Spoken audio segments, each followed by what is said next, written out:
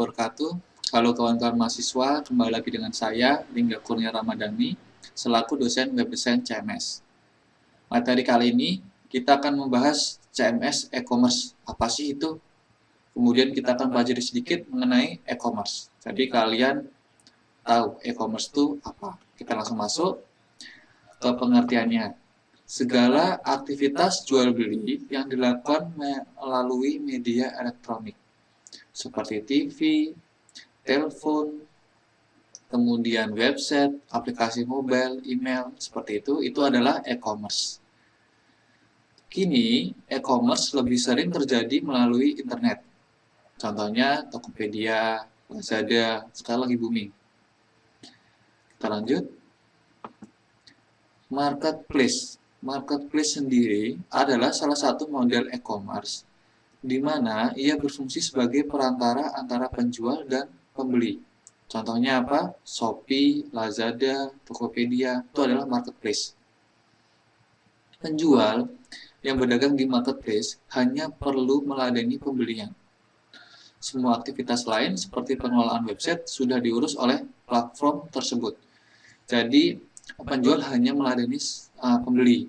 Pembeli misalkan sudah melakukan pembayaran, sudah memilih barang, mendelete barang, itu akan dilakukan oleh websitenya, sistemnya.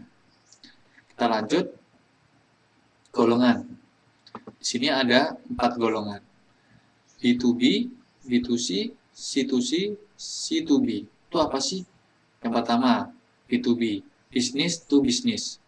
Jadi semacam marketplace antara pembisnis dan pembisnis. Contohnya apa?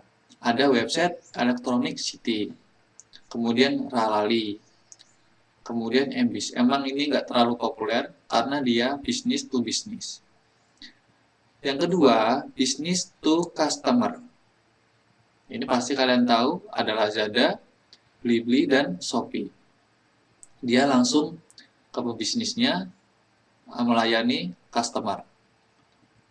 Yang ketiga, customer to customer. OLX, Tokopedia, Bukalapak, itu adalah C2C.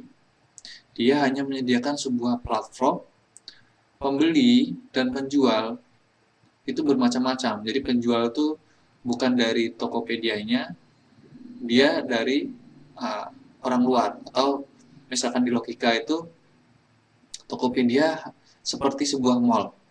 Dia menyediakan ruko. Dan banyak penjual menyewa ruko, kemudian banyak pembeli datang di mall tersebut. Itu C2C. Yang keempat, customer to business. Paling banyak dia menawarkan sebuah jasa kepada pembisnis, freelancer, Upwork. Kalau iStock itu kalau nggak salah dia menawarkan sebuah foto atau video kepada pembisnis. Sebenarnya ada yang kelima, itu yaitu business to public administrasi. Itu pembisnis dan pemerintah. Kalau sekarang ada itu e-katalog. Kalau selain itu sedikit sekali, mungkin ada, tapi tidak populer. Kemudian kita akan lanjut ke manfaat. Manfaatnya apa aja sih? Yang pertama, jangkauannya luas. Karena dia tidak terbatas tempat, kemudian kita bisa men-setting pembelinya dari negara mana saja, dia lebih luas dibandingkan kita berjualan konvensional di sebuah toko. Kalau toko kan hanya suatu daerah, misalkan Semarang, hanya di Semarang saja. Jadi kalau di website, kalian bisa mencari pembeli itu dari negara manapun. Yang kedua, tidak terbatas waktu. Website itu akan melakukan aktivitas jual beli selama 24 jam penuh, tanpa harus dikontrol oleh seseorang. Yang ketiga, biaya murah. Dibandingkan konvensional, kita menyewa sebuah toko, membayar listrik, kemudian kita membayar pajak, membuat website jauh lebih murah. Karena kita hanya membuat pertama itu biasanya jasa desain, kemudian dan hosting domain. Yang keempat apa? Tanpa stok barang. Kita melakukan aktivitas jual beli tanpa melakukan stok barang, kita sudah bisa. Misalkan kita akan melakukan stok barang ketika pembeli melakukan pembelian. Misalkan suatu laptop, kita belum memiliki laptopnya. Pada jam itu ada orang melakukan pembelian laptop.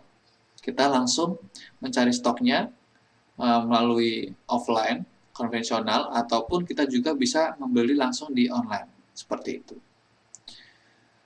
Yang kelima, kemudahan dalam mengelola. Karena dia berbentuk CMS, bisa dibangun melalui framework lain atau langsung dari CMS yang tersedia di internet, itu sudah diatur pengelolaannya seperti pembayaran, kemudian katalog, kemudian ada temanya, itu sudah diatur semua. Kita sebagai pengguna hanya melakukan pengelolaan aja. Kemudian kerja dimanapun, tanpa harus kita di rumah, tanpa harus di toko, kita bisa melakukan aktivitas jual beli dimanapun. Sekarang sudah ada smartphone, sudah ada laptop yang tipis, jadi tidak terbatas tempat. Kita langsung masuk aja yang ke jenis. Di sini ada 3 jenis CMS e-commerce yang paling terkenal. Sebenarnya banyak, tapi saya tampilkan 3 aja yang paling populer. Yang pertama WooCommerce. Apa sih WooCommerce? WooCommerce itu adalah WordPress e-commerce. Jadi dia WordPress yang dimodifikasi untuk melakukan pembuatan website toko online. Dia ada plugin tersendiri. Yang kedua, PrestaShop. PrestaShop ini yang paling populer. Sampai sekarang udah hampir 240.000 pengguna PrestaShop. Bahkan di Eropa dia merajai. Nanti kita akan mempelajari cara penginstalan PrestaShop. Yang ketiga, Magento. Magento ini dibangun dari Zen Framework. Dia juga sama open source. Kalau pengen tahu framework itu apa, dia adalah cara lain untuk membangun sebuah website. Biasanya framework itu adalah CodeIgniter, Laravel, Zen Framework, seperti itu. Langsung kita akan sekarang melakukan tutorial penginstalan. Kita lanjut aja. Oke, sekarang kita akan langsung masuk ke tutorial penginstalan PrestaShop di localhost. Jadi langkah pertama kalian mendownload dulu file zip-nya di link yang nanti akan Bapak sertakan di deskripsi. Jadi ntar tampilannya seperti ini, kita download di sini. Setelah itu, ini Bapak filenya sudah di-download, kita masukkan dalam folder kosong yang diberikan nama. Ini saya kasih nama toko online. Kemudian kita ekstrak. Setelah kita ekstrak, ini kita ekstrak lagi karena belum selesai. Sambil menunggu, sebelum kalian melakukan tutorial ini, kalian harus menginstal aplikasi SAM-nya. Nanti link juga akan Bapak sertakan di deskripsi. Ini kita yes to all. Kita skip aja. Ya, filenya sudah terekstrak. Kemudian, foldernya ini kita kopikan ke dalam folder SAM. Kemudian, htdoc kita pastekan di sini. Ini karena lama juga, kita skip aja. Oke, ini filenya sudah tercopy. Kemudian, langkah selanjutnya kita buka aplikasi SAM-nya. Kita start ini Apache-nya dan MySQL-nya.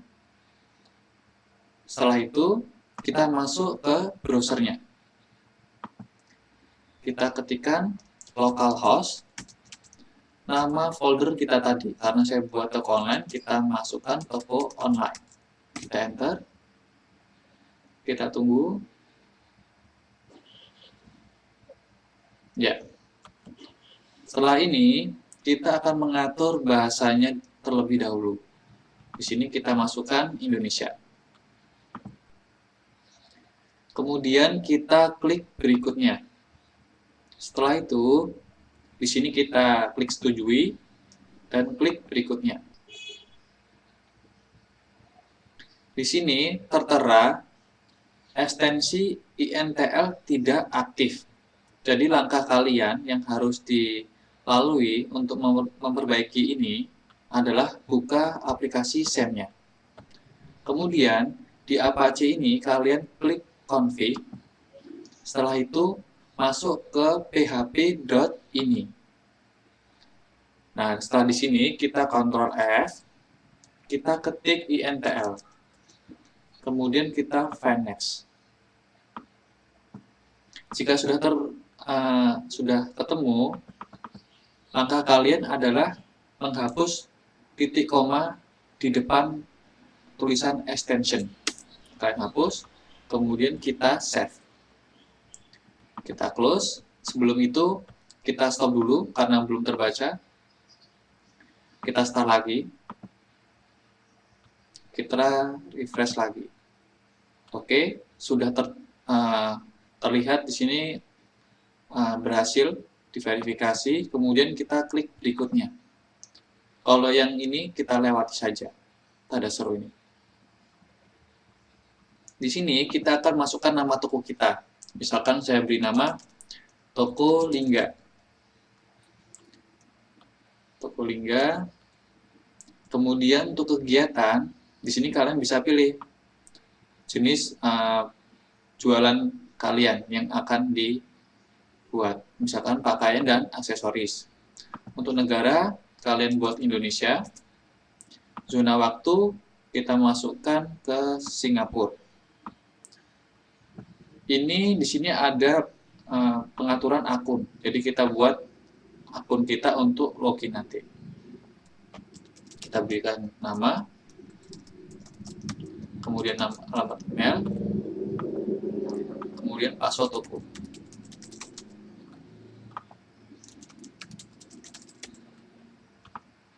Setelah itu kita klik berikutnya.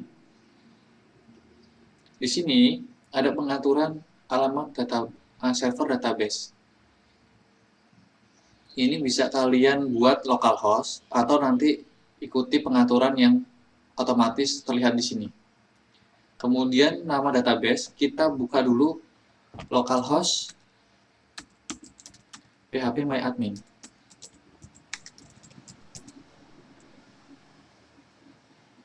Kemudian kita create new di sini. Kita buat nama database-nya PrestaShop. Kita klik create. Jika sudah, kita kembali lagi. Nama database-nya kita samakan tadi kita buat di phpMyAdmin. Usernya root, passwordnya kita kosongkan. Kita klik berikutnya. Nah, ini proses penginstalasi CMS PrestaShop-nya. Ini kita skip aja. Oke, ini sudah selesai terinstall. Langkah selanjutnya, kita akan melihat dulu tampilan websitenya seperti apa. Kita kunjungi website Anda. Kita tunggu. Sambil itu kita akan melakukan perintah ini. Untuk alasan keamanan, folder install sebaiknya dihapus. Kita buka folder tadi di SAM-nya. Kita buka, kemudian folder ini kalian hapus. Jadi kalau misalkan kalian tidak hapus folder ini, kalian tidak bisa melakukan login di pengaturan CMS-nya. Kita hapus dulu. Kemudian kita kembali lagi ke browser. Kita lihat toko kita tadi. Nah, ini adalah tampilan PrestaShop di website yang kita install. Jadi di sini sudah ada pengaturan untuk katalog bajunya. Tadi kan kita pilih pakaian dan peralatan. Di sini sudah terlihat semua. Kemudian kita akan masuk ke loginnya. Kita bisa klik di sini. Nah, di sini kita masukkan email yang kita buat tadi. Kita masukkan, kemudian kita masukkan passwordnya juga. Kita klik login. Oh maaf, sebentar. Kita coba lewat sini. Oh ya, ini adalah halaman loginnya. Maaf, yang tadi ini adalah halaman login untuk user, jadi untuk pembeli.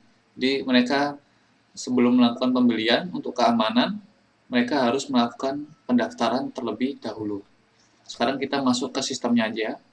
Kita masukkan email kita tadi di sini. Kemudian passwordnya. Kita klik login.